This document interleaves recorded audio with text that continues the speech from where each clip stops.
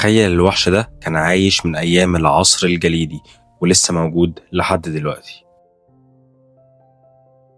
الموسكوكس أو طور المسك، بس في الحقيقة هو مش طور أساسا، بس هو من عائلة الماعز. شوف الفرو بتاعه كبير قد إيه، وده طبعا اللي بيساعده ويحميه إنه يقدر يعيش في البرد القارس ده. بس قوته الحقيقية بتكون في قرونه الكبيرة جدا اللي انتوا شايفينها دلوقتي دي.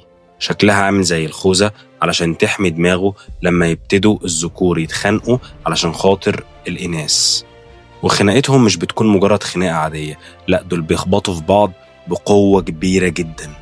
الموسكوكس بيعمل خطة دفاعية هايلة جدا، بيعملوا شبه دايرة ويحاولوا يلفوا حوالين بعضيهم، وبكده لو أي حيوان حاول يخترق الدايرة دي يبقى ما يلومش إلا نفسه. لو عايز تشوف حاجات زي دي كتير ما تنساش تعمل لي متابعة واشتراك. سلام.